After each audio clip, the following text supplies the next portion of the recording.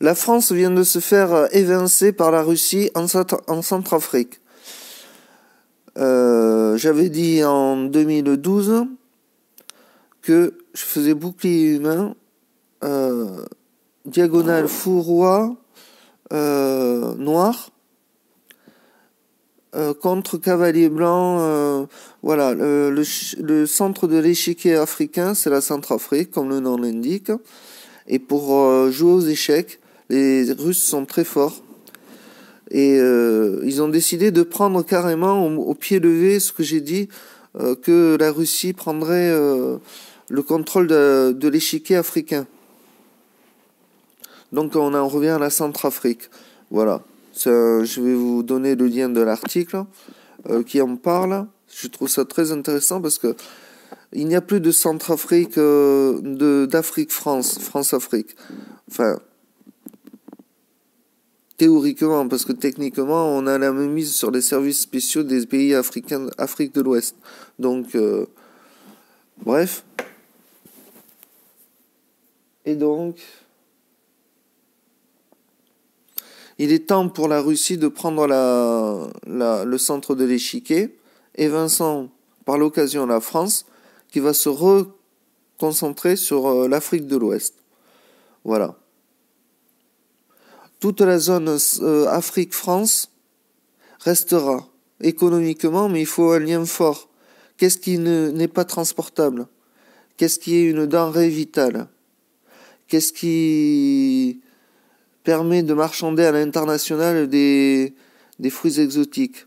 Bon, ben c'est la bouffe. Donc il faut un contrat France, Afrique, bouffe et armement. Voilà sur quoi la France doit se concentrer.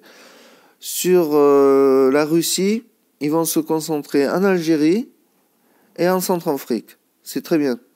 La Chine, tout le reste de l'Afrique.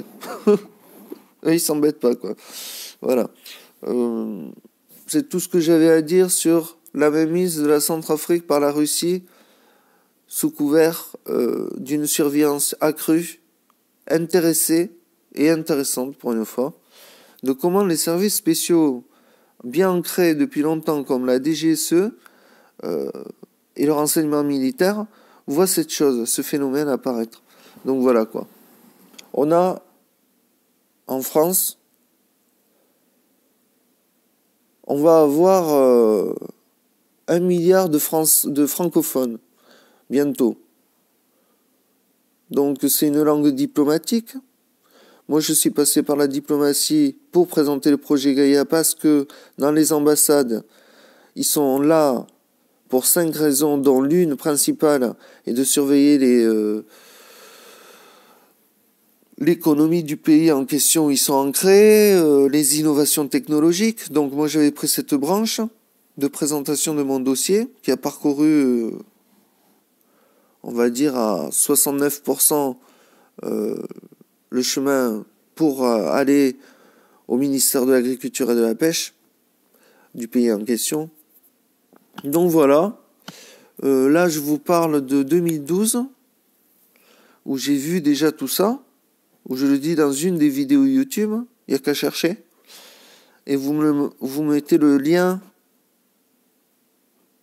en commentaire pour me dire voilà, t'as fait une vidéo sur ça, il y a voilà.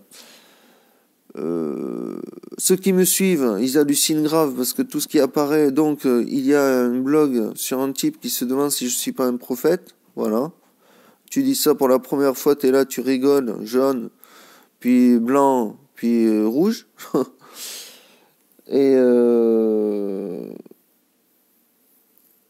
Et mon passage dans les ambassades, c'était en 2007-2008. Donc vous voyez, ça remonte. Hein.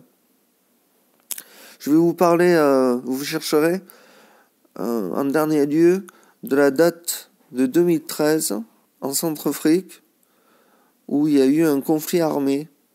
Voilà.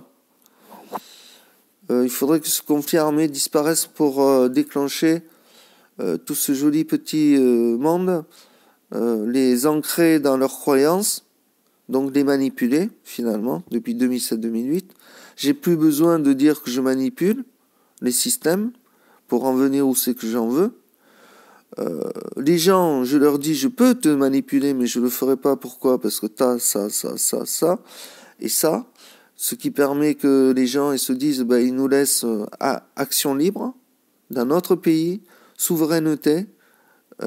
Donc, même si j'ai du caractère, on va dire ça comme ça, et que je peux être très très méchant, j'ai toujours laissé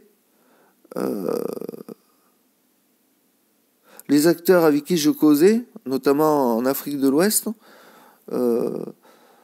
la possibilité de faire comme ils veulent à partir d'une toile vierge, une toile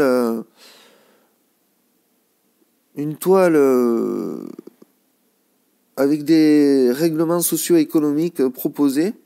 Et là-dedans, ils tapent dans ce qu'ils veulent, ils dessinent ce qu'ils veulent sur leur tableau. Moi, je leur fournis le tableau vierge plus les crayons de couleur. En gros, c'est ça. Je communique que comme ça. Donc, je fais fantasmer les gens, évidemment. Les gens, ils savent pas si je suis un gentil ou un méchant, finalement. Mais tout ça, peu importe, parce que j'ai décidé depuis 2005 de casser cette croyance en